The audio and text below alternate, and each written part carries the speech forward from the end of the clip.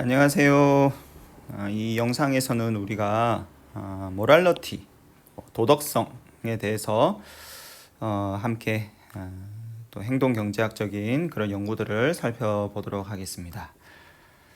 앞서 예전에 우리가 사람들의 거짓말 관련된 그런 연구를 하나 소개를 한 적이 있는데, 이제 이 도덕성, 특히 이제 그 중에서도 어떤 사람들이 거짓말하는 행위에 대해서 우리가 관련된 연구들이 꽤 많이 있어요. 네, 그거에 대해서 이제 한번 우리 함께 살펴보도록 하겠습니다.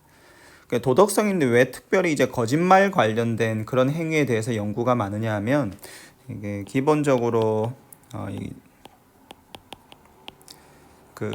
경제학에는 시그널링 게임이라는 그런 모형이 있어요. 시그널링 게임이라는 모형이 있어서 사람이 이제 두 명이 있으면, 이제 A와 B가 있으면 A라는 사람이 무슨 어떤 정보가 있어요. A라는 사람이 어떤 정보가 있고 B라는 사람은 정보가 없어요. 그러면 A라는 사람이 B라는 사람한테 정보를 전달하는 그런 행위를 할 수가 있겠죠. 그런 행위들을 우리가 시그널링이라고 해요. 그래서 여러분 이제 아마 시그널링 게임이라는 거를 이제 학부 미시경제학이나 아니면 게임 이론 수업 같은 거 들으면 이제 들어본 적이 있을 거예요. 특히 이제 뭐 할 때 들었냐면, 노동시장에서 여러분들이 어떤 상황에서 이런 얘기를 들었냐면, 이제 노동시장에서 특히 노동시장에서 이 에듀케이션 관련해서, 그래서 이 사람들이 이제 잡을 잡고 싶어 하는데, 잡을 잡기 위해서 에듀케이션을 받는 이제 그런 상황이에요. 그래서 사람이 두 명이 있는데, 이제 A는 이제 잡을 찾는 사람, 그래서 노동자고, B는 고용주예요. B는 고용주. 그러면 A는 이제 노동자는 자기가 이제 뛰어나다는 걸 알아. 자기가 아주 하이 퀄리티 노동자라는 걸 알아요. 근데 고용주는 당연히 그걸 모르죠. 어떤 사람인지 모르니까. 그래서 노동자 입장에서는 자기가 뛰어나다는 거를 이제 고용주한테 좀, 자기가 뛰어나다는 정보를 고용주한테 좀 전달을 하고 싶은데 어떻게 전달을 할 방법이 사실 마땅치가 않죠. 그래서 이때 많이 활용을 하는 게 이제 에듀케이션이라는 거지. 그래서 노동자가 자기가 뛰어나다는 거를 어떻게 증명을 하냐면, 이제 교육을 많이 받음으로써, 그래서 교육을 많이 받음으로써 이제 고용주에게 자기가 뛰어나다는 거를 이제 증명을 하는 거죠. 이런 식으로 시그널링이라는 것은 뭐냐면, 시그널링이라는 것은 뭔가 정보가 있는 사람이 정보가 없는 사람에게 자기가 가지고 있는 정보를 전달하는 어떤 행위를 우리가 경제학에서는 시그널링이라고 해요. 자, 그래서 이때 자연스럽게 생겨날 수 있는 질문이, 아니 A라는 사람이 자기가 가지고 있는 정보를 전달을 할 때 거짓말을 할 수도 있는 거 아니냐, 자기 목적을 위해서. 그래서 시그널링 관련된 이슈들을 연구를 하다 보면 이렇게 거짓말과 관련된 연구들이 이렇게 연결이 돼서 나와요. 그래서 경제학에서 시그널링 게임이라는 게 굉장히 많이 연구되는 분야인데, 이거에 파생돼서 이 사람들의 어떤 도덕성과 관련된, 특히 이제 거짓말하는 행위에 대해서 사람들이 이제 경제학하는 사람들이 연구를 많이 해요. 그래서 그런 부분들을 우리가 함께 살펴보도록 하겠습니다. 자, 몇 가지 이제 용어들이 있는데 요거를 좀 클리어하고 넘어가면, 자, 블랙라이라는 게 있어요. 이게 이제 우리가 보통 생각하는 거짓말이에요. 그래서 블랙라이라는 것은 이 거짓말을 하면 나는 좋은데 다른 사람한테는 안 좋은 거짓말. 그래서 남을 등쳐먹는 거짓말이죠. 이런 거는 우리가 블랙라이라고 해요. 이 기존 경제학에서는 이 개인들은 자기의 이득만을 추구하는 셀피시한 이기적인 사람들이니까 필요하다면 언제든지 블랙 라이를 하겠죠. 그래서 이 블랙 라이라는 것은 남을 등쳐먹는, 그래서 나한텐 좋은데 다른 사람한테는 안 좋은 그런 거짓말은 이제 블랙 라이라고 해요. 자, 화이트 라이라는 것은 뭐냐면 다른 사람에게 이로운 거짓말이에요. 그래서 이제 예를 들어서 뭐 어떤 사람이 되게 이제 시리에 빠져 있는데 그 사람이 보니까 암이야. 그런데 그 사람이 시리에 빠져 있는 상황인데 그 사람한테 당신 암이에요라고 진실을 얘기해 주면 그 사람이 정말 엄청나게 충격에 빠져서 안 좋을 수 있겠죠. 그래서 그 사람한테 암이라는 걸 알지만 그 사람한테 이거 별거 아니니까 걱정 마세요라고 거짓말을 해주는 경우도 우리가 생각을 해볼 수가 있겠죠. 자, 그렇게 다른 사람에게 이제 도움이 되는 그런 거짓말은 우리가 화이트 라이라고 불러요. 자, 화이트 라이인데 그 중에서 알트루이스틱 화이트 라이라는 거는 뭐냐면, 자, 다른 사람에게 베네핏을 주는 그런 거짓말은 화이트 라이죠. 근데 여기 한 걸음 더 나가서 나한테는 안 좋아. 그래서 나한테는 안 좋은데 다른 사람한테 베네핏이 가는 그런 라이는 거짓말은 우리가 알트루이스틱 화이트 라이라고 불러요. 그리고 또 화이트 라이 중에, 자, 화이트 라이는 다른 사람한테 좋은 건데 나한테도 좋은 화이트 라이가 있을 수도 있겠죠. 그래서 나도 좋고 상대방도 좋아. 그런 거는 우리가 파레토 화이트 라이라고 불러요. 그래서 파레토라는 거는 우리가 이제 미시경제학 공부할 때 나오는 개념이죠. 그래서 이제 파레토라는 것은 이제 나도 좋고 너도 좋고 그래서 우리 모두가 좋아지는 그런 상황이 있으면 그게 이제 파레토 개선이라고 우리가 얘기를 하죠. 파레토 임프루브먼트라고 얘기를 하는데 이제 거기서 차용한 용어인 거죠. 그래서 화이트 라이인데 나도 좋고 너도 좋아. 그런 거짓말은 우리가 파레토 화이트 라이라고 불러요. 자, 그래서 이제 요 용어들을 우리가 좀 염두에 두고 뒤에 가면 이제 이런 용어들이 좀 나오니까 그래서 요 용어들을 염두에 두고 우리가 이 모랄러티 특히 사람들의 lying behavior 관련된 연구들을 우리가 함께 살펴보도록 하겠습니다. 자, 이쪽 연구들은 요 니지라는 사람이 연구를 많이 했어요. 그래서 여기 보면 이제 니지라는 사람이 이제 수행한 연구들이 많이 나올 거예요. 그래서 이 사람은 지금 UC 샌디에고 비즈니스 스쿨에 있는 교수인데 여러분들 혹시 이제 이 영상을 보고 이쪽 연구에 관심이 있는 사람은 이제 니지 홈페이지에 한번 가보세요. 그래서 UC 샌디에고 그 비즈니스 스쿨에 있는 교수예요. 자, 이 니지가 2005년에 수행한 연구는 어떤 연구냐 하면 이제 니지가 쓴 논문의 테이블 1을 이렇게 가지고 온 거예요. 자, 그 어떤 연구냐면 자, 이제 이런 식으로 진행이 돼요. 게임인데 이제 두 명이서 한 팀이 돼서 하는 게임이에요. 자, 이제 두 명의 사람이 있는데 이제 첫 번째 사람 P1이라고 하면 자, 첫 번째 사람은 지금 자, 요 상황을 생각을 해보세요. 자, 요 상황은 어떤 상황이냐면 자, A라는 옵션과 B라는 옵션이 있어요.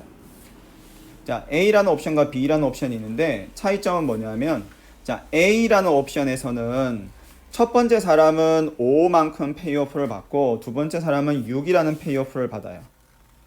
B라는 옵션에서는 그 페이오프가 바뀌었어요. 그래서 첫 번째 사람이 6을 받고 두 번째 사람이 5를 받아요. 자, 이 각각의 옵션에서 각각 얼마의 페이오프를 받는지는 첫 번째 사람은 알아요. 자, 첫 번째 사람은 각각의 옵션이 페이오프를 어떻게 주는지를 정확하게 알아요. 그런데 두 번째 사람은 몰라요. 자, 그런 상황에서 첫 번째 사람이 두 번째 사람한테 어드바이스를 주는 거예요. 그래서 첫 번째 사람이 어떤 식으로 어드바이스를 주냐면 첫 번째 사람은 이제 둘 중에 하나를 선택할 수 있는데 첫 번째 사람이 선택할 수 있는 거는 첫 번째 어드바이스는 뭐냐면 옵션 A가 당신에게 더 좋아요 라는 어드바이스고 두 번째 어드바이스는 옵션 B가 당신에게 더 좋아요 라는 어드바이스예요. 그래서 첫 번째 사람은 지금 이 상황을 다 아는 상황에서 두 번째 사람에게 어드바이스를 줄 수가 있는데, 그 어드바이스는 옵션 A가 너한테 더 좋아, 혹은 옵션 B가 너에게 더 좋아 라고 어드바이스를 줄 수가 있어요. 그러면 두 번째 사람은 그 어드바이스를 듣고 나서 옵션 A나 B 중에 선택을 하는 거예요. 그래서 두 번째 사람이 선택을 하고 나면 페이오프가 결정이 돼요. 그래서 예를 들어서 이렇게 생각할 수 있겠죠. 이제 첫 번째 사람이 이 상황을 알고 두 번째 사람에게 옵션 A가 당신한테 더 좋아 라고 얘기를 했다고 해보세요. 자, 그거는 진실이죠. 왜냐하면 지금 이 파란색으로 표시한 이 상황에서는 두 번째 사람은 옵션 A에서는 6을 얻는데 옵션 B에서는 5를 얻으니까 두 번째 사람 입장에서는 옵션 A가 더 좋은 거죠. 그래서 첫 번째 사람이 플레이어 1이 플레이어 2에게 첫 번째 옵션이 너한테 더 좋아 라고 얘기를 했다면 그거는 진실을 얘기를 한 거죠. 만약에 플레이어 1이 플레이어 2에게 옵션 B가 너에게 더 좋아 라고 얘기를 했다면 그거는 거짓말을 한 거가 되겠죠. 그래서 플레이어 2는 지금 어떤 상황인지 모르는 상태에서 플레이어 1의 말만 듣고 A나 B 둘 중에 하나를 선택을 해야 되는 상황이에요. 그래서 세 가지 다른 상황을 가지고 이 똑같은 실험을 했는데, 첫 번째 상황은 여기서 보는 것처럼 플레이어 1과 플레이어 2가 5를 받느냐 6을 받느냐 하는 상황이었어요. 자, 두 번째 상황은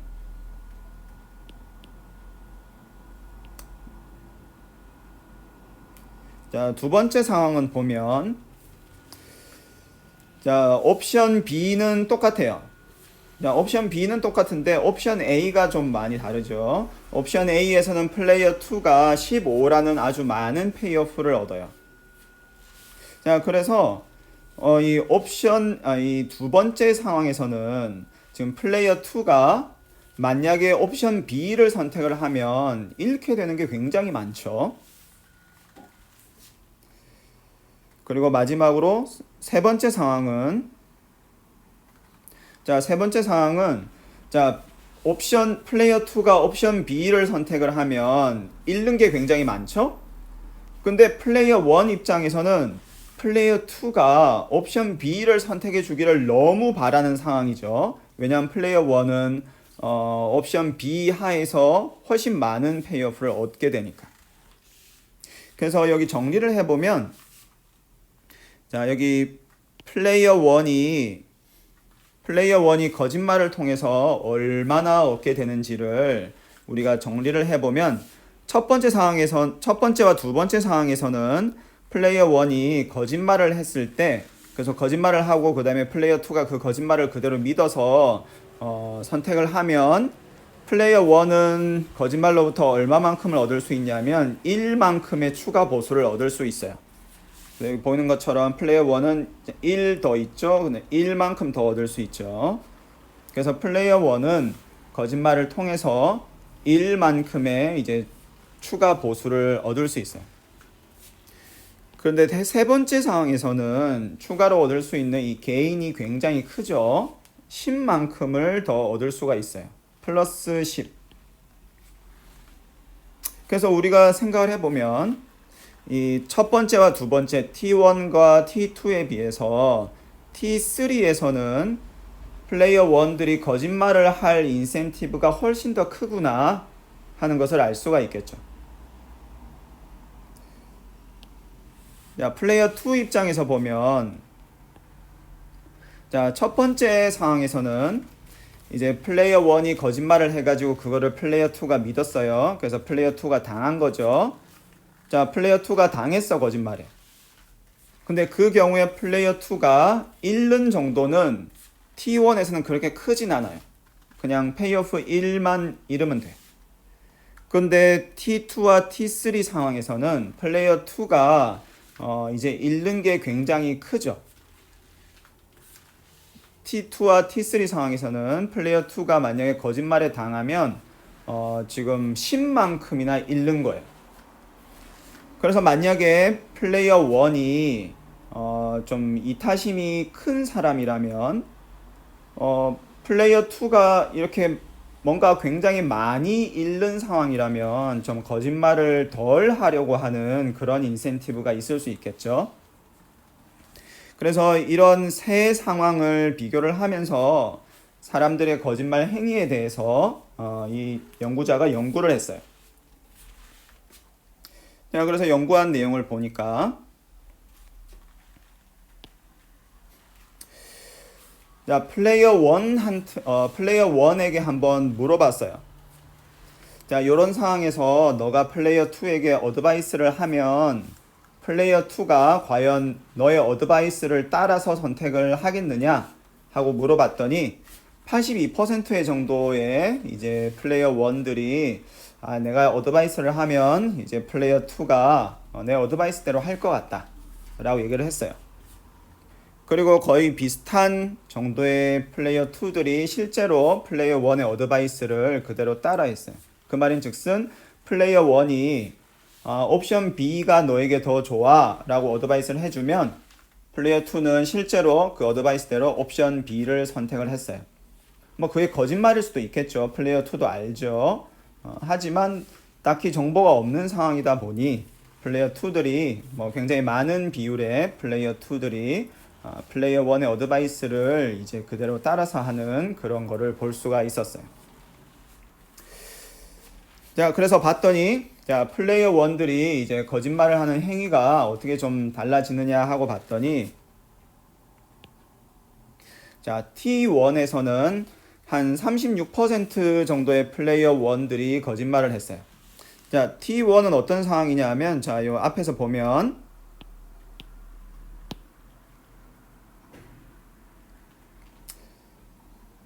자, T1은 이 앞에서 보면 자, 플레이어 1 입장에서는 거짓말을 했을 때 얻을 수 있는 것도 적고 얻을 수 있는 게 되게 적어요. 그리고 플레이어 2가 뭐 거짓말에 당했을 때 잃는 것도 적긴 하지만 플레이어 1이 거짓말을 했을 때 이제 뭐 잃는 것도 뭐 그렇게 얻는 것도 그렇게 크지는 않은 상황이었죠. 자, 그런 상황에서는 36% 정도의 플레이어 1들이 거짓말을 했어요. 즉 여기서 T1에서 거짓말을 했다는 것은 무슨 뜻이죠? T1은 지금 요 상황이죠. 자, T1은 이 상황이니까 이 상황 하에서는 플레이어 2는 옵션 B가 더 좋죠. 옵션 A가 더 좋죠. 그런데 이 상황에서 거짓말을 했다는 것은 플레이어 1들이 한 36% 정도가 플레이어 2한테 어드바이스를 할 때 옵션 B가 너에게 더 좋아 라고 어드바이스를 했다는 거예요. T2를 보니까 지금 거짓말하는 정도가 뚝 떨어졌죠. 17%예요. 거의 절반 정도로 떨어졌어요. 자, T2는 어떤 상황이냐면 앞에서 보니까 자, 플레이어 1 입장에서는 자기가 거짓말을 했을 때 얻을 수 있는 것은 조금밖에 없는데 플레이어 2가 잃는 게 굉장히 큰 상황이죠. 그래서 지금 플레이어 2가 잃는 게 굉장히 큰 상황인데 지금 이 T2라는 거는 이 상황이죠. 이 상황이라서 지금 보면 플레이어 2는 거짓말에 당하면 10이라는 큰 어떤 페이오프를 잃는 그런 상황이었어요. 그렇죠? 그래서 이제 플레이어 1들이 전통 경제학에서 생각하는 대로 셀피시한 사람들이라면 뭐 조금 내가 얻는다고 하더라도 그냥 거짓말 해야 되겠죠? 자, 그런데 뭐 실제로 사람들은 그렇지 않다는 거죠. 내가 얻는 게 조금이고 다른 사람이 잃는 게 굉장히 큰 상황이라면 그거를 생각을 해서 뭐 이타심이 있는 사람이라면 거짓말을 좀 덜 하겠죠. 그래서 아니나 다를까 한 절반 정도의 사람들만이 T1에 비해서 T2에서는 절반 정도의 사람들만이 거짓말을 하더라. 자, 근데 마지막으로 T3를 보니까 이제 거짓말을 굉장히 많이 하죠. 왜 이렇게 거짓말이 늘었을까? 이제 T3에서는 보니까 플레이어 1들이 거짓말을 통해서 얻는 게 굉장히 컸었죠. 플레이어 2들이 잃는 것도 굉장히 크긴 한데 플레이어 1은 자기가 얻는 게 뭐 훨씬 얻는 게 굉장히 크기 때문에 여기서 보는 것처럼 거짓말하는 정도가 대폭 늘었죠.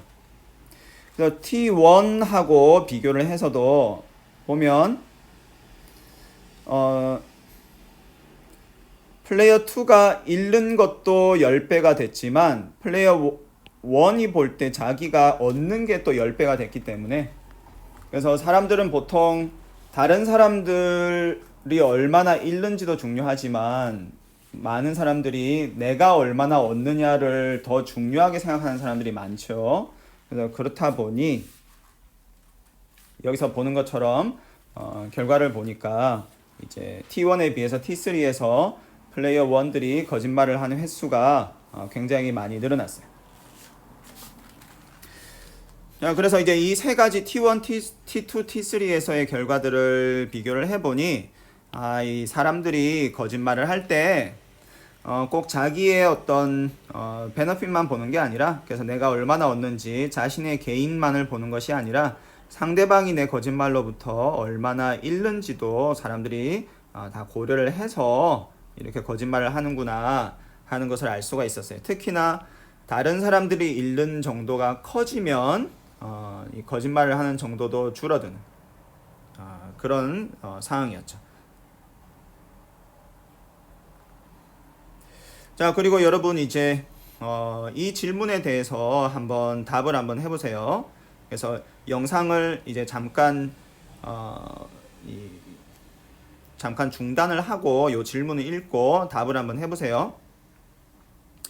자, 그래서 이 질문은 뭐냐면 이 Q1과 Q2 이제 지금 상황이 두 가지 상황인데, 지금 뭔가 물건을 파는 사람인데, 예를 들어서 중고 자동차를 파는 사람이라고 생각을 해보세요. 중고 자동차를 누군가 파는데 이제 거짓말을 하는 거야.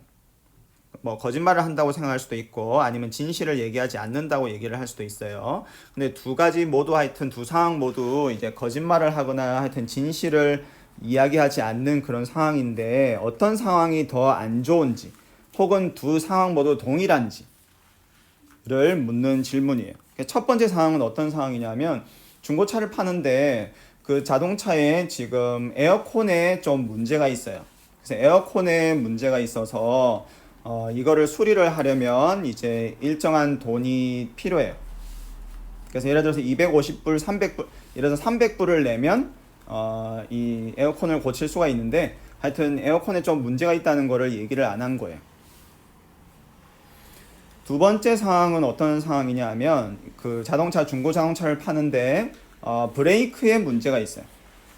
그래서 브레이크에 문제가 있어서 이 브레이크 이거를 수리를 해야 되는데 그거를 얘기를 안 한 거예요. 그리고 이 브레이크 수리비는 일본에서 에어컨 수리비하고 똑같아요.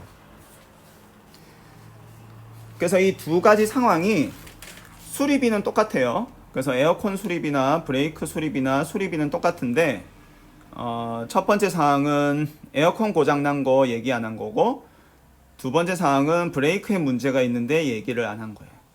그래서 어떤 거짓말이 더 나쁜 거짓말일까요? 혹은 둘 다 똑같은 거짓말일까요?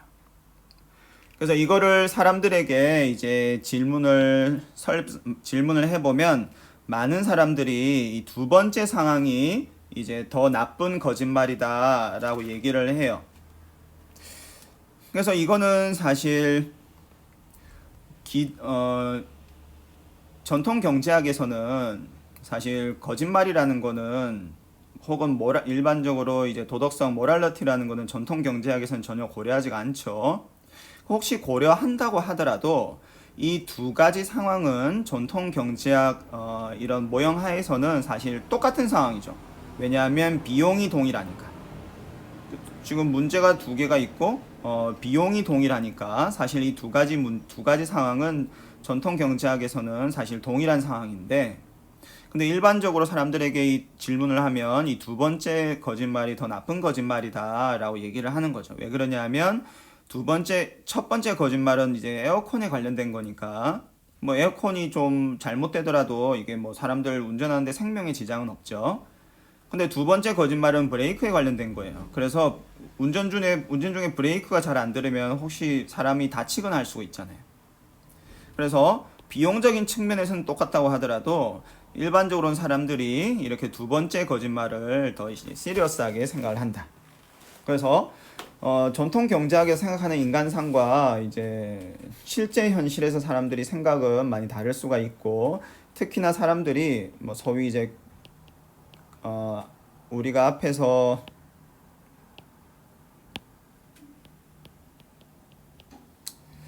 아웃컴 베이스드라는 얘기를 했는데, 그래서 아웃컴만 생각하면 사실 이 두 개가 똑같죠. 왜냐하면 수리비가 이래서 300불이라고 하면 300불이라는 비용이 들어가는 게 똑같으니까. 그래서 아웃컴만 생각하면 똑같은데, 그런데 사람들은 그렇게 아웃컴만 생각하는 게 아니라 뭐 이러한 것들도 뭐 모랄러티라 좀 더 다양한 어떤 측면에서, 특히나 이 경우는 어떤 사람들의 생명의 위협이라든가 뭐 그런 것까지 생각을 하는 거죠, 사람들이.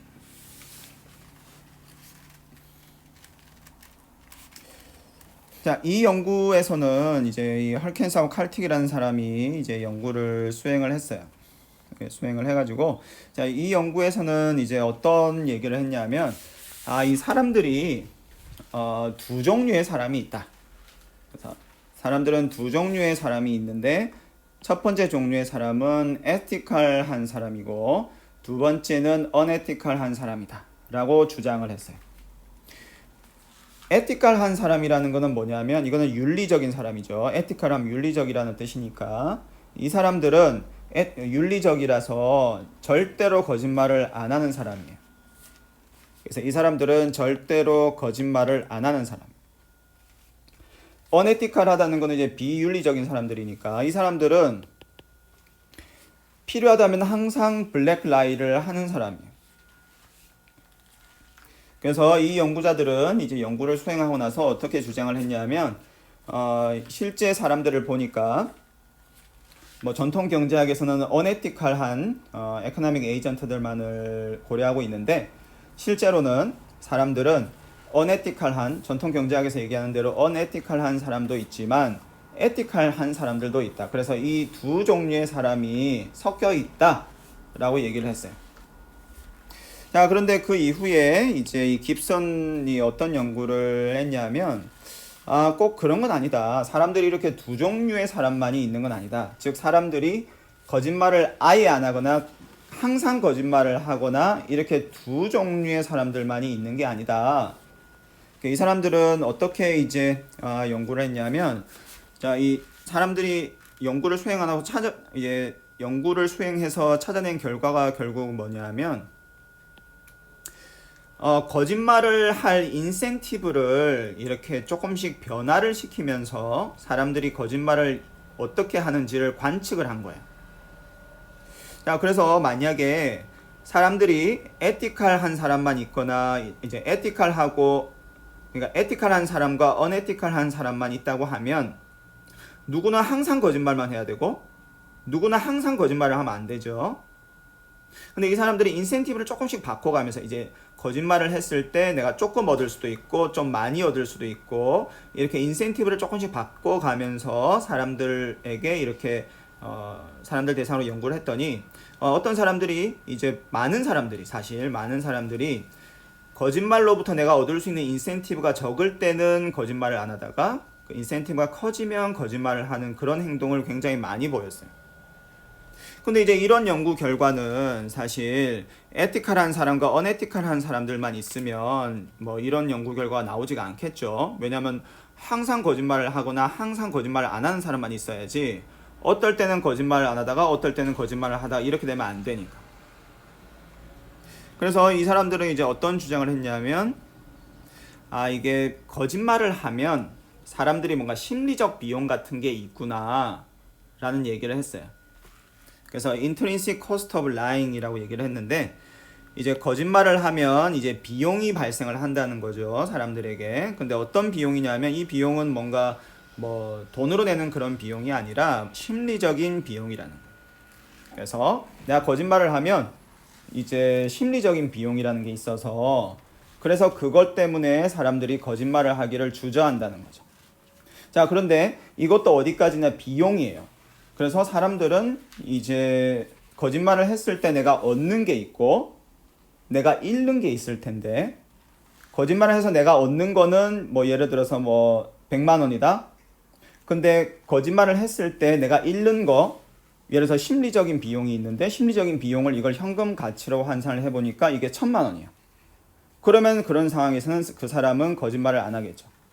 자, 그런데 거짓말을 했을 때 내가 얻는 정도가 높아졌어요. 이제 거짓말을 하면 내가 1억을 얻어.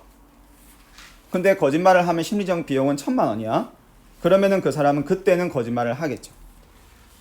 그래서 이렇게 사람들이 거짓말을 함에 따른 심리적 비용 같은 것이 존재를 하고, 그리고 이러한 심리적 비용 때문에 사람들이 이 인센티브에 반응을 하는 그런 결과가 나왔다. 이렇게 이제 이 사람들이 주장을 했어요. 그래서 이 intrinsic cost of lying이라는 거는 이 최근에도 많이 연구가 되고 있고, 이러한 이 관련된 연구는 뭐 심리학이라든가 사회학 쪽에서도 많이 연구가 되고 있어요. 그리고 이 부분은 지난번에 했던 얘기인데 이제 넘어갈게요. 지난번에 거짓말을 어떻게 이제 사람들이 거짓말을 어떻게 하느냐 하는 거를 이제 어떻게 이제 측정하느냐 그 얘기를 지난번에 했었죠. 그래서 그 부분은 이제 지난번에 했으니까 넘어가고. 자, 그래서 이제 실제 현실에서 보면 사람들이 이제 뭐 거짓말도 하고, 그리고 일반적으로 이모럴 비헤이비어를 한다는 거죠. 사람들이 비도덕적인 행동들을 이제 일반적으로 많이 하죠. 자, 근데 이제 그러면 사람들에게 어떻게 하면 좀 도덕적인 행동을 하도록 우리가 좀 유도를 할 수 있을까? 이제 그거를 많은 사람들이 생각을 하죠. 자, 그래서 이 사람들이 이제 이 연구자들이 어떤 연구를 했냐면, 이게 굉장히 재미있는 연구인데, 자, 이 사람들이 이런 연구를 수행을 했어요. 자, 오스트리아에 가서 실제 마을에서 이제 실험을 한 거예요. 오스트리아에 가서. 자, 어떻게 했냐면, 자, 오스트리아에 가면 우리나라는 뭐 없는데 이제 오스트리아에 가면 이제 신문 가판대 같은 게 있는데 사람은 없고 그냥 신문만 있는 거예요. 신문 가판대에 신문만 막 이렇게 쌓여 있고 사람은 없어요. 그러면 그 옆에 이렇게 돈 놓는 그런 박스 같은 게 있고, 사람들한테 이제 신문 가져갈 때 이제 돈은 여기다 넣고 가세요 이렇게 하는 거예요. 그래서 사람은 없고, 그 사람들이 이제 신문을 가져가는 사람들은, 신문을 사고 싶은 사람들은 자발적으로 돈을 넣고 신문을 사서 가는 거죠. 자, 그래서 이때 이제 사람들이 뭐 좀 비도덕적으로 행동할 수도 있겠죠. 그래서 돈은 안 내고 신문만 가져갈 수도 있겠죠. 자, 그래서 이제 사람들이 돈을 안 내고 신문을 가져가는 이제 뭐 그런 일들이 좀 잦은데, 그럼 어떻게 하면 좀 사람들에게 좀 이런 좀 비도덕적인 행동을 좀 덜 하고 좀 더 이제 도덕적인 행동을 할 수 있도록 사람들을 좀 유도를 할 수 있을까 좀 사람들이 고민을 했는데, 이 사람들은 어떻게 했냐면, 자, 두 가지 상황을 좀 실험을 했어요. 그래서 어디서는 T1이라는 상황으로 실험을 하고 또 딴 데선 T2라는 상황으로 실험을 한 거예요. 자, T1은 어떻게 했냐면, 자, 이 신문 가판대에 지금 사람은 없죠. 그냥 돈 넣는 통하고 신문만 있는데, 자, T1에서는 어떻게 했냐면 신문 가판대에다가 이제 그 벽보 같은 걸 붙여 놓은 거예요. 근데 벽보를 어떻게 붙였냐면, 신문을 살 때 돈을 내는 돈을 내는 이 행위가 이게 법적인 행위다. 이게 당신이 이거 안 하면 이거는 불법이다. 이런 얘기를 해 놓은 거예요. 그래서 T1에서는 사람들이 이 돈을 안 내고 신문을 가져가는 행위를 뭔가 법이라든가 불법적인 어떤 행위라고 얘기를 하고 있어요. 자, T2에서는 어떻게 했냐면, T2에서는 도덕을 강조를 한 거예요. T2에서는 도덕을 강조를 해서 당신이 이제 신문을 보고 싶으면 돈을 내고 신문을 가져가는 게, 그게 이제 우리 사회에 볼 때 바른 미덕이고 그게 도덕적인 행위입니다 하고 도덕을 강조를 한 거예요. 그래서 이 두 가지의 차이점을 알겠죠? 그래서 자, 똑같은 상황이고, 그래서 신문 갑판대에 신문과 돈통만 있고 사람은 아무도 안 보는 상황이에요. 그러면 첫 번째 상황에서는 그 신문 갑판대에 그거를 뭔가 법적인 어떤 그런 상황으로 규정을 하는 벽보를 붙여놨고, 두 번째 상황에서는 그거를 뭔가 도덕을 강조하는, 시민의식이라든가 도덕을 강조하는 그런 벽보를 붙여놨어요. 자, 그랬더니 결과가 굉장히 달랐는데, 자, 신문 하나의 가격이 이제 0.6유로였는데, 자, 이 첫 번째 상황에서는 이제 걷어들인 돈에 이제 평균을 내보니까, 자, 신문 하나당 0.061유로가 들어왔어요. 그러니까 누구는 이제 뭐 0.6유로 냈는데, 많은 사람들이 돈 안 내고 가져간 거죠. 두 번째 상황에서는 사람들이 낸 돈의 평균을 내보니까 신문 하나당 0.14유로였어요. 그래서 여전히 0.6유로보다는 적긴 하지만 첫 번째 상황보다는 두 번째 상황에서 사람들이 훨씬 더 돈을 많이 내고 간 거죠. 자, 그래서 이제 이런 연구 결과를 통해서 이 연구자들이 어떤 얘기를 했냐면, 뭔가 이제 도덕적인 어떤 그런 행위가 있을 때 그거를 우리가 법률로서 규제를 하려고 하다 보면 그게 오히려 악영향을 가져올 수도 있다라고 주장을 했어요. 그래서 우리가 이제 사실 이제 사회 현실에서 우리가 보면 사실 뭐 길 가다가도 좀 뭐 비도덕적인 행위를 하는 사람들이 꽤 있어요. 그렇죠? 그래서 뭐 고성방가를 한다거나 노상방뇨를 한다거나 혹은 뭐 다른 사람 물건을 그냥 슬쩍 훔쳐간다거나 그렇게 비도덕적인 행위를 하는 사람들이 많이 있는데, 근데 그런 것들을 우리가 전부 다 법을 통해서 규제를 하고 통제를 하려고 하는 생각들을 우리가 사실 할 수가 있죠. 그래서 이제 길에 사람들이 뭐 지나가는데 나쁜 짓을 하니까 뭐 CCTV를 설치를 한다거나 그렇게 우리가 뭔가 법이라든가 규제라든가 그런 거를 통해서 사람들을 좀 통제하고 사람들로 하여금 이제 좀 좋은 행동을 하도록 유도를 하려고 하는 그런 생각들을 우리가 일반적으로 많이 하는데, 근데 그런 것들이 오히려 좀 역효과를 낼 수 있다는 거예요. 이런 연구 결과들을 보면. 그래서 뭔가 사람들의 도덕적인 행위를 좀 유도를 하고 싶으면 사람들의 도덕성을 유발하는 그러한 이 장치를 활용을 하는 게 훨씬 더 효과적일 수 있다. 물론 그렇다고 해서 사람들이 도덕성을 뭐 100% 발휘하는 것은 아니겠죠. 여기서 보듯이 신문 하나가 0.6유로인데 도덕성을 강조했더니 뭐 좀 많이 나오긴 했지만 사람들이 돈을 많이 내긴 했지만 여전히 부족하긴 하죠. 그러나 그거를 법을 통해서 이제 뭐 규제하려고 한 것보다는 훨씬 더 효과는 컸다는 거죠. 그래서 이런 것들은 우리가 정부 정책이라든가 퍼블릭 팔러시를 우리가 생각을 할 때 좀 굉장히 중요하게 감안을 해야 할 그런 요소라고 생각을 할 수도 있겠어요. 자, 그리고 아벨러는 어떤 연구를 했냐면, 자, 이제 독일에서 연구를 수행을 했는데, 자, 독일에서 이제 전화로 일종의 설문조사 같은 거를 한 거예요. 그래서 전화를 해서 이제 참가자들한테 전화를 해가지고 설문조사 같은 걸 하는데, 여러분 이제 우리나라에서도 전화로 설문조사 업체들이 설문조사 같은 거 많이 하죠. 그런 식으로 설문조사를 했다고 생각을 하면 돼요. 그래서 전화를 해가지고 사람들한테 이제 어떻게 했냐면, 집에 있는 동전을 이제 던져서 앞면이 나왔는지 뒷면이 나왔는지를 얘기해 주세요. 이렇게 물어본 거예요. 그리고 앞면이 나오면은 아무것도 없는데 뒷면이 나오면 15유로를 주기로 한 거예요. 15유로면 뭐 우리나라 돈으로 예를 들어서 뭐 15,000원, 2만원 정도 되는 돈이죠.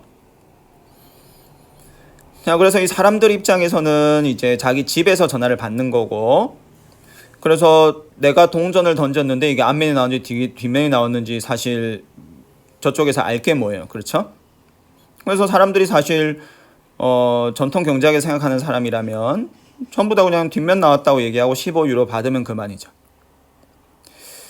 자, 그런데 실제로 보니까 자, 이게 우리가 앞에서 이제 그 거짓말을 사람들이 실제로 하는지 안 하는지를 체크하는 그 방법을 활용을 한 건데, 그래서 동전이 어떤 한 지역에서 여러 사람한테 전화를 하면, 예를 들어서 어떤 1번 사람은 나는 앞면이 나왔어요, 어떤 사람은 뭐 뒷면이 나왔어요, 이렇게 얘기를 하면, 어떤 사람이 앞면 나왔다고 얘기할 때 이 사람이 거짓말을 하는지 뭐 참말을 하는지 모르죠. 어떤 사람이 뒷면 나왔다고 할 때 이 사람이 거짓말을 하는지 참말을 하는지 모르는데, 근데 이 그룹 전체로 보면 동전은 앞면 아니면 뒷면이고 50%의 확률이니까 앞면 나왔다고 얘기하는 사람들이 50%, 뒷면 나왔다고 얘기하는 사람들이 50%가 돼야 되겠죠. 만약에 진실을 얘기한다면, 만약에 이 비율이 50대 50이 아니면 뭔가 이 그룹 전체로 보면 누군가가 거짓말을 하고 있다는 거죠. 자, 그래서 봤더니 뭐 사람들이 이제 뭐 전반적으로 다 진실을 얘기하더라. 그리고 또 재밌는 거는 특히나 오히려 뒷면이 나왔다고 얘기한 사람이 50%보다 적었다는 거예요. 그래서 이제 사람들이 완벽하게 진실을 얘기를 했으면 50대 50인데 오히려, 그리고 거짓말을 했다면 뒷면 테일이 나왔다고 한 사람이 50%보다 더 크겠죠. 근데 재밌게도 뒷면인 테일이 나왔다고 얘기한 사람이 50%보다도 적었어요. 그래서 이거는 사람들이 다 전반적으로 거짓말을 안 하고 좀 이제 진실을 얘기하려고 했는데 좀 꽤 많은 사람들이 지금 이 상황을 보면 참가자들이 어떻게 느낄 수 있냐면, 아, 이게 지금 뒷면이 나왔다고 하면 15유로를 받으니까 거짓말을 할 인센티브가 있는 상황이죠. 그래서 이런 상황에서 내가 동전을 던졌는데 뒷면이 나왔어요. 근데 뒷면이 나와서 뒷면이 나왔다고 얘기하면 나는 진실을 얘기하는 건데, 저쪽에서 설문조사 업체가 듣고 나서 아, 저 사람 지금 돈 받으려고 거짓말을 했구나 라고 생각할 수도 있죠. 그게 싫은 거죠. 그래서 어쩌면 어떤 사람들은 이제 굉장히, 어쩌면 많은 사람들일 수도 있고, 사람들이 실제로 뒷면이 나왔는데도 앞면이 나왔다고, 즉 혹시라도 내가 거짓말하는 사람인 걸로 비춰지는 거를 원하지 않은 거죠. 그래서 이제 오히려 뒷면 나왔다고 얘기한 사람이 50%보다 적었다라는 거죠. 그리고 이 사람들이 이제 또 여러 가지 이제 관련된 얘기들을 하면서, 그래서 이제 이 앞에서 얘기했던 그 거짓말을 했을 때 발생하는 심리적 비용, 그래서 intrinsic cost of lying이라는 것이 중요하다라는 그런 주장을 했어요. 자, 여기서는 이제 어떻게 연구가 진행이 됐냐 하면, 이제 여기도 이제 재밌는 연구인데,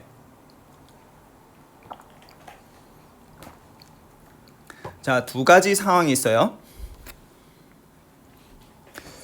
자, 첫 번째 상황인 T1에서는 이제 어떻게 했냐면, 자, 이제 학생들이 참가를 해서, 이제 학생들이 연구에 참여를 했어요. 학생들이 연구에 참여를 해서 수학 문제를 푼 거예요.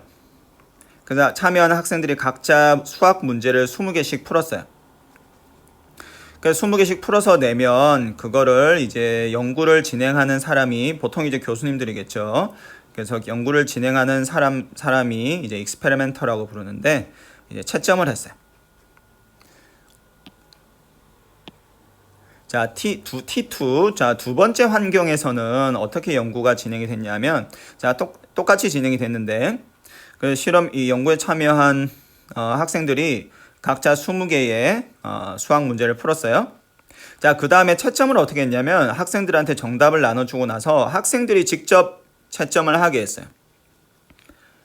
그래서 학생들이 직접 채점을 하게 하고, 그 다음에 학생들이 이제 채점을 해서, 예를 들어서 자기가 20개를 풀었는데 그 중에 예를 들어서 뭐 12개 맞췄어요. 그럼 나는 12개 맞췄어요 라고 쓰고, 자기가 문제 푼 종이는 그 폐기를 하게 했어요, 직접. 그래서 뒤에 보면 이제 문서 폐기하는 그 기계가 있고, 그래서 각각의 학생들이 채점을 하고 나서 자기가 몇 개 맞췄는지를 일단 쓰고, 그 다음에 자기가 문제 풀었던 그 종이며 모든 서류를 이 문서 폐기하는 기계에다 자기가 직접 넣고 폐기를 하게 했어요. 즉 이제 자기가 진짜 몇 개 맞췄는지는 학생만 아는 거, 학생 본인만. 자, 그렇게 했더니 이제 그렇게 해서 이제 문제 맞춘 문제가 많으면 이제 돈을 더 많이 받아가는 그런 상황이었어요. 자, 그렇게 했더니 이제 T2에서 즉 두 번째 환경에서 학생들이 10%를 더 맞췄어요. 그러니까 10%만큼 사실 거짓말을 한 거죠. 사실 문제도 똑같고 그다음에 학생들 또 이제 비슷한 학생들을 이제 데리고 연구를 했으니까 사실 학생들이 거짓말을 안 한다면 T1과 T2에서 문제 맞춘 이 비율이 비슷해야 될 텐데 T2에서 10%가 더 많았어요. 즉 이제 T2에서 학생들이 이제 거짓말을 한 거죠. 자, 근데 재밌는 거는 이 10%만 사실 10%가 더 많다는 거는 놀랄 일은 아니죠. 사람들이 사실 당연히 거짓말을 할 거라고 예상이 되니까. 그래서 10%가 더 많다는 사실 더 많다는 거는 놀라운 게 아니라 사실 어떻게 보면 더 놀라운 거는 10%밖에 더 많지 않다는 게 놀라운 거죠. 왜 10%밖에 안 되지? 훨씬 더 많을 수 있는데. 그래서 이 상황은 아무도 모르는 상황이니까 20개 중에 그냥 채점도 안 하고 나 20개 중에 20개 다 맞췄어요 하고 얘기하고 돈 다 받아가면 되잖아요. 그게 더 좋은데. 근데 그렇게 안 하고 학생들이 대부분의 학생들은 20개 중에 예를 들어서 뭐 나 12개 맞췄어요. 뭐 14개 맞췄어요. 요렇게만 얘기한 거지. 실제로는 8개 맞췄는데 조금만 더 올리고 실제로는 뭐 10개 맞췄는데 뭐 조금만 더 올리고 이렇게 한 거죠. 그래서 뭐 나 돈 많이 받아가려고 20개 중에 나 20개 다 맞췄어요 하는 애들은 뭐 거의 없었다는 거죠. 그래서 뒤에도 나오지만 이 파셜 라잉이라는 행동을 일반적으로 사람들이 많이 해요. 그래서 파셜 라잉이라고 이 거짓말을 맥스로 하는 게 아니고 예를 들어서 8개 맞췄으면 그냥 조금만 거짓말 하는 거예요. 나 그냥 12개 맞췄어요. 한 플러스 4. 10개 맞췄으면 뭐 20개 맞췄다고 안 하고 그냥 조금만 더 거짓말을 하는 거지. 플러스 4 해가지고 나 14개 맞췄어요. 이런 식으로. 그래서 맥시멈으로 라잉을 하는 게 아니라 거짓말을 하는 게 아니라 파셜 라잉. 그래서 어느 정도만 거짓말을 하더라. 왜 파셜 라잉을 할까? 그래서 앞에서 우리가 살펴본 대로 코스트 오브 라잉 때문에 그렇겠죠. 그래서 이제 거짓말을 하는 데는 심리적인 비용이 드니까 예를 들어서 내가 8개 맞췄는데 이거를 내가 17개 맞췄다고 얘기를 하면 너무 부풀리는 거죠. 그러면 그것 때문에 이제 심리적인 비용이 많이 발생할 수 있죠. 근데 8개 맞췄는데 예를 들어서 나 10개 맞췄어요. 그럼 플러스 2밖에 안 되니까 사실 아주 크게 거짓말을 하는 건 아니죠. 그래서 심리적인 비용이 그렇게 크게 들지 않으니까 사람들이 이러한 파셜 라잉을 많이 하는 것 같아요. 그래서 많은 연구들에서 맥시멈으로 라잉을 하는 사람들은 있긴 있는데 뭐 아주 많은 건 아닌 것 같고 아주 많은 사람들이 파셜 라잉을 하더라. 거짓말을 하는데 좀 어느 정도만 거짓말을 하더라 라는 거죠.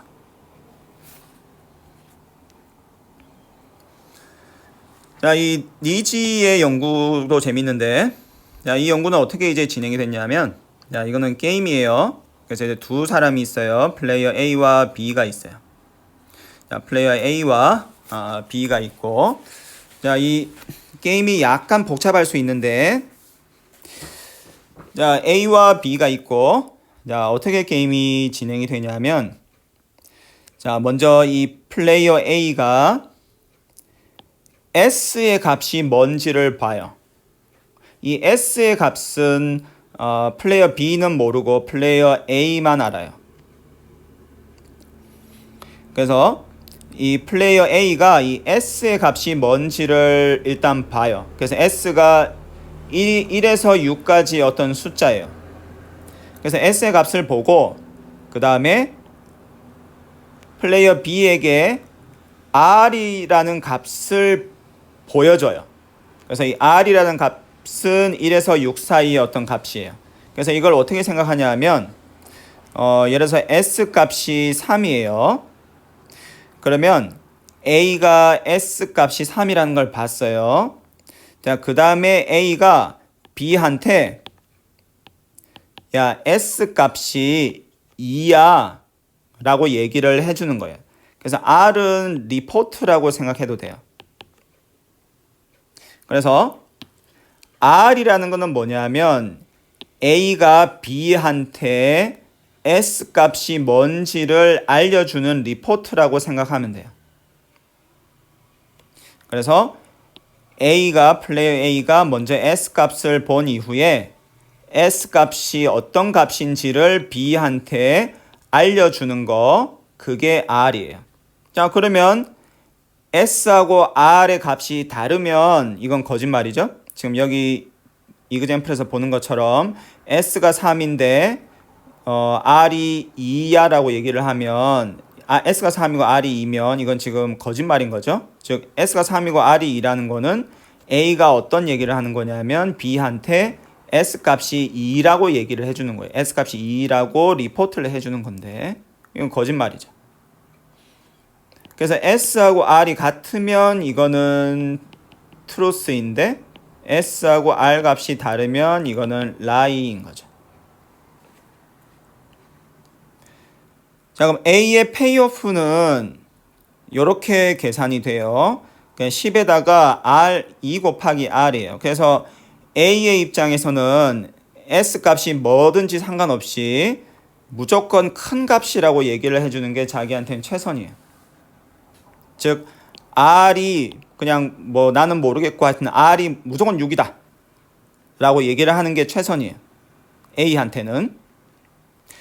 자, 그 다음에 B는 어떻게 하냐면 B는 S는 모르고 A가 보내주는 R 값을 봐요.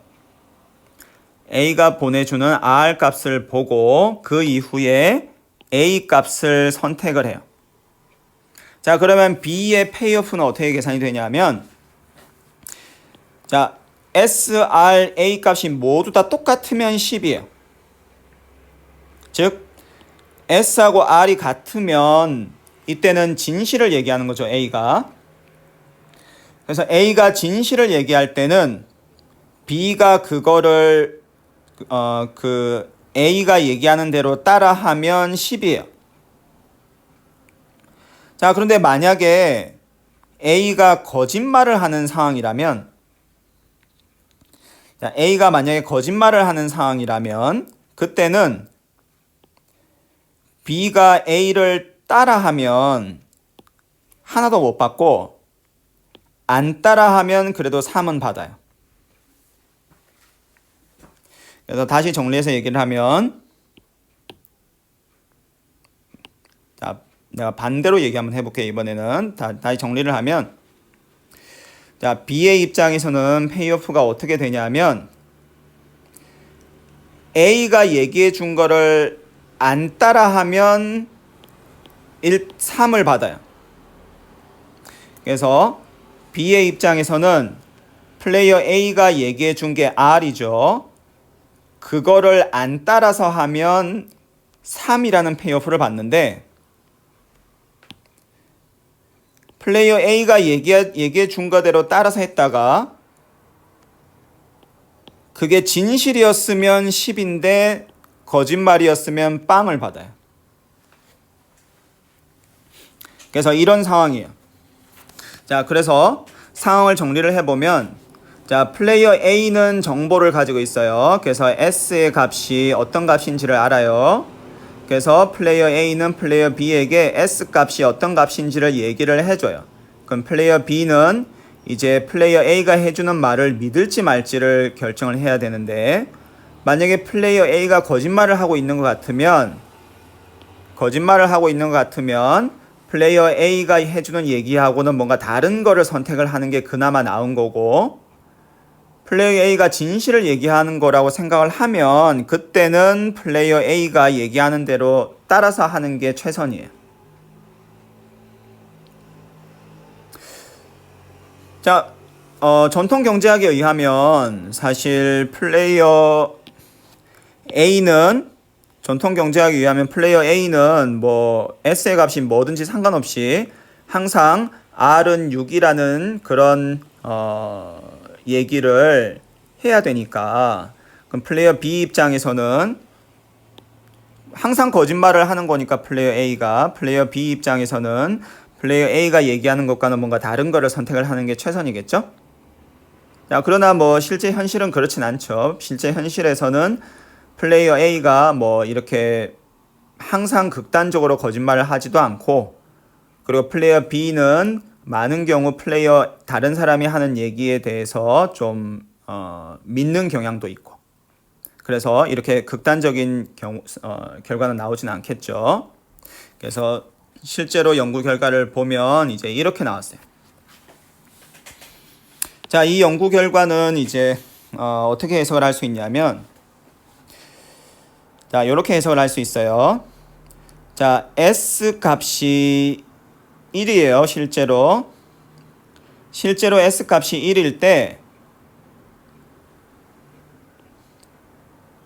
R을 이제 실제로 S 값이 1일 때 R이 1이다라고 얘기를 한 경우가 36%. 그래서 요거는 지금 R은 1, 2%가 36%, 즉 플레이어 A가 진실을 얘기한 게 36%예요. 그리고 이거는 R이 6이에요. S가 1인데 R이 6이에요. 그러니까 플레이어 A가 완전히 맥시멈으로 거짓말을 한 거죠. 맥시멈으로 거짓말을 한 게 거의 절반이에요. 0.52, 그러니까 52%. 그래서 이 경우에는 맥시멈으로 거짓말을 한 사람들이 굉장히 많죠. 그래서 맥시멈으로 거짓말을 한 사람이 지금 50, 거의 한 절반 정도가 맥시멈으로 거짓말을 했고, 한 36%의 사람이 진실을 얘기했어요. 그래서 이 36% 진실을 얘기한 사람들은 정말 정직한 사람들이죠. 왜냐하면 플레이어 A 입장에서는 이 R 값을 뭐라고 얘기하느냐에 따라서 자기 페이오프가 이제 결정이 되니까, R이 1이라고 얘기하면 사실 최소한의 페이오프를 받은 거죠. 그래서 자기 페이오프를 죽이고 다른 사람을 위해서 이렇게 진실을 얘기를 한 거죠, 이 사람은. 그래서 어떻게 보면 알트루이스틱 화이트 라이를 한 거죠. 그래서 이렇게 해석을 하면 돼요, 이 테이블은. 그래서 이 두 번째 칼럼을 보면 이제 S 값이 2일 때 R이 2라고 진실을 얘기한 사람이 37% 정도, 그리고 R이 6이라고 맥시멈 거짓말을 한 사람이 한 절반 정도. 이렇게 이제 해석을 하면 돼요. 자, 그래서 일단 첫 번째 볼 수 있는 거는 R이 6이라고 맥시멈으로 거짓말을 하는 애들이 이제 굉장히 많다라는 거죠. 자, 요거는 거짓말이 아니죠. 이거는 S가 6일 때 R이 6이니까 이거는 진실을 얘기를 한 거고, 근데 나머지는 다 거짓말인 거죠. 그래서 맥시멈으로 거짓말을 하는 사람들이 이제 이 연구에서는 굉장히 많다라는 거. 자, 그 다음에 두 번째 포인트는 S 값이 증가할 때 이 대각선의 값이 커지죠. 즉 S 값이 커질 때 사람들이 플레이어 A가 더 진실을 많이 얘기하더라는 거죠. 그래서 사실 이것이 당연한 것이 S 값이 커지면 원래는 S 값이 1일 때는 진실을 얘기하려면 사실 비용이 굉장히 많이 드는 거죠. 플레이어 A 입장에서는. 플레이어 A 입장에서는 이제 R 값을 크게 잡아야 자기가 얻어가는 게 많은데, 지금 요거는 진실을 얘기하려고 R을 1이라고 얘기를 해야 되니까 그럼 손해가 큰 거죠. 근데 S 값이 증가하면 진실을 얘기할 때 드는 비용이 점점 줄어들죠. 따라서 S 값이 증가할 때 사람들이 진실을 더 많이 얘기하는 게 어떻게 보면 굉장히 당연하죠. 그래서 진실을 얘기하는 사람들이 점점 늘어나다 보니 요 맨 위에서 보는 것처럼 맥시멈으로 거짓말을 하는 사람들의 비중은 조금씩 줄어들고 있는 것을 알 수가 있어요. 자, 그리고 이제 이 연구에서는 파셜 라이, 부분적으로만 조금만 거짓말을 하는 사람들은 뭐 그렇게 많지는 않아요. 보니까 예를 들어서 이 사람들 같은 경우는 S가 1일 때 R이 3이라고 얘기를 한 거예요. 그래서 S가 1일 때 R이 1이라야 진실인데 R이 3이면 거짓말이죠. 근데 아주 크게 거짓말을 한 거는 아니죠. R이 6이라고 하면은 맥시멈 거짓말인데 그래서 돈도 많이 받아가는데 S가 1일 때 R은 3이에요. 이 사람들은.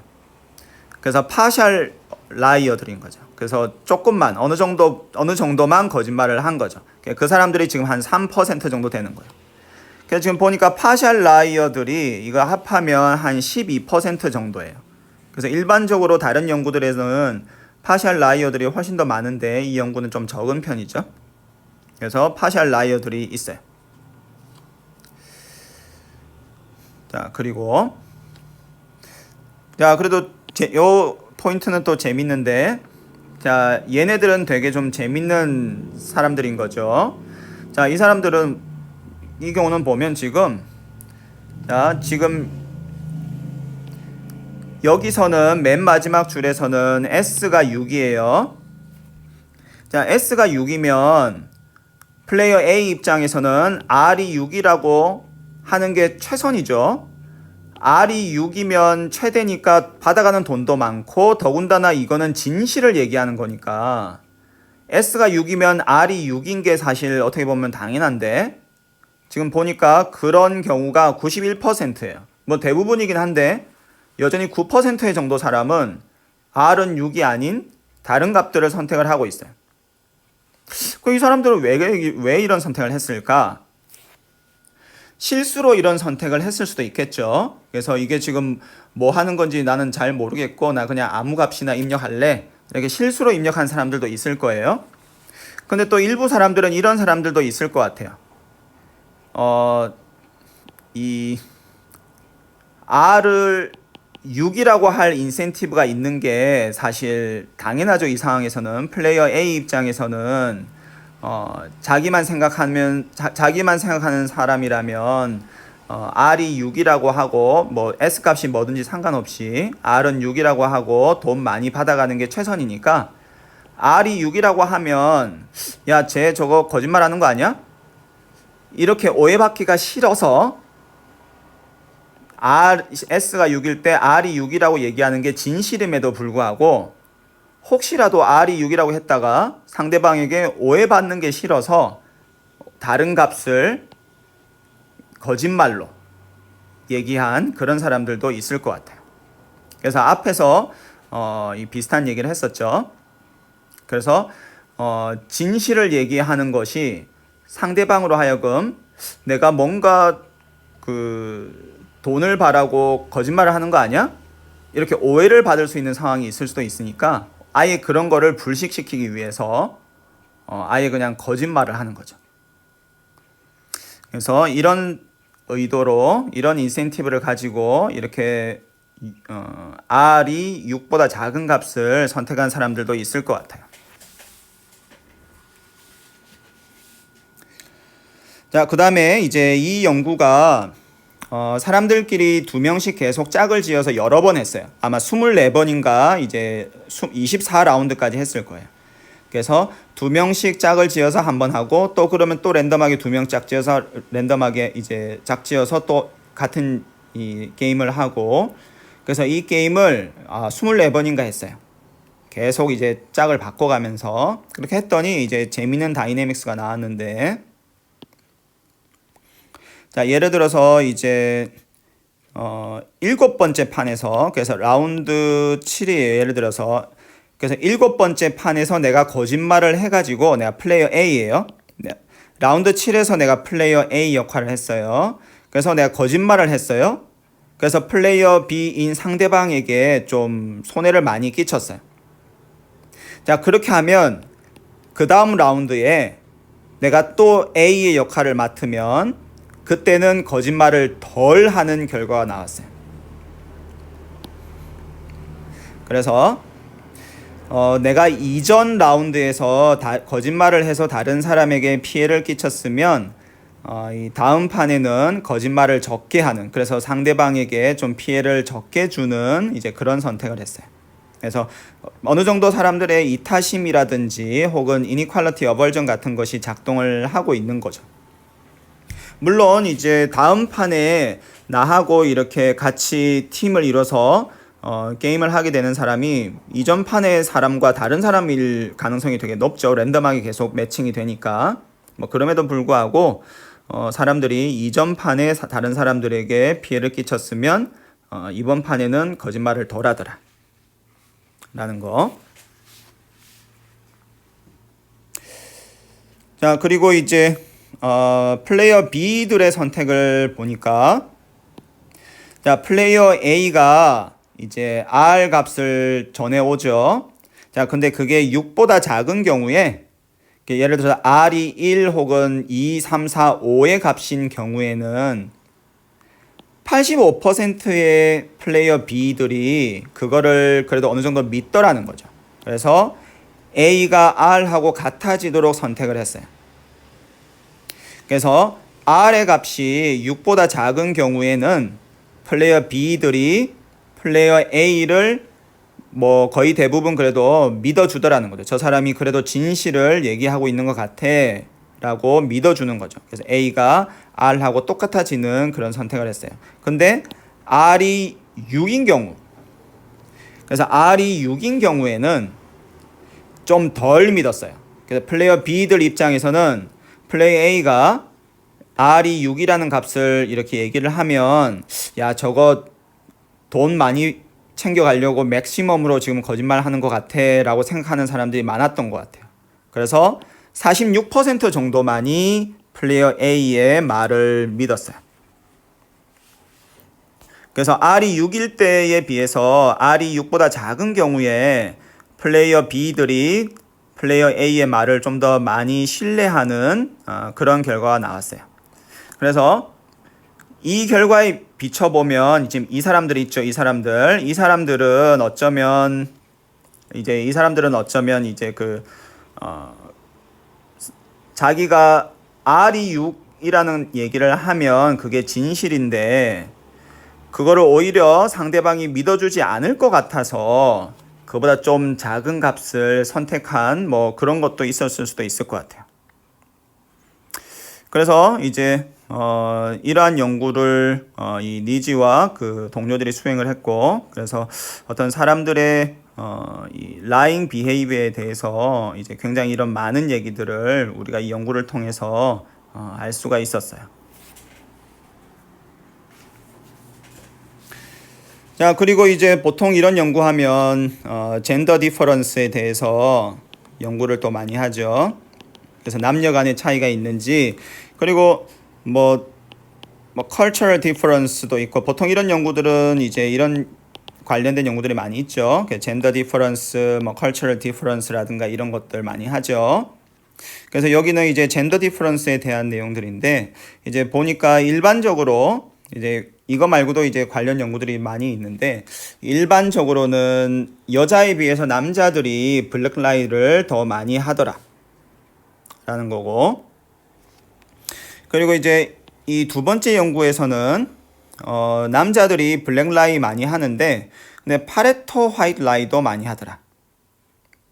그래서 남자들이 블랙 라이 많이 하는 건 맞는데 파레토 화이트 라이도 남자들이 많이 하더라.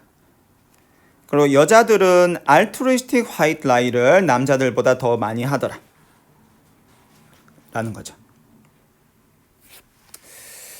그래서 이제 뭐 이런 결과들을 보면 남자들은 조금 더 이제 셀피시한 그런 프레퍼런스를 가지고 있는 것처럼 보이고, 이제 여자들은 조금 더 알트루이스틱한 이제 그런 선호를 가지고 있는 것처럼 보여요. 그래서 이렇게 젠더 디퍼런스 관련된 연구가 있고, 그래서 이 사람들의 거짓말하는 행위에 대해서는 사실 연구들이 되게 많이 있어요. 그래서 경제학뿐만 아니라 뭐 이런 거는 심리학이나 사회학에서도 사실 오랫동안 연구되어 온 주제이기 때문에 여러분들 관심 있으면 이제 관련된 연구들을 한번 찾아보고, 그리고 특히 아까 얘기한 것처럼 이쪽은 이 니지라는 사람이 연구를 많이 수행을 했기 때문에 이제 이 사람 홈페이지에 가서도 한번 살펴보세요. 그래서 이렇게 이제 우리가 간략하게 사람들의 어떤 모랄리티, 특히 그 중에서도 거짓말 관련된 연구 결과들에 대해서 우리가 좀 살펴봤고, 여전히 이쪽 연구들은 진행 중이고 아직 우리가 연구가 진행되지 않는 아는 토픽들도 많이 있으니까 여러분들 관심 있으면 한번 찾아보고 또 아이디어도 한번 브레인스토밍 해보세요.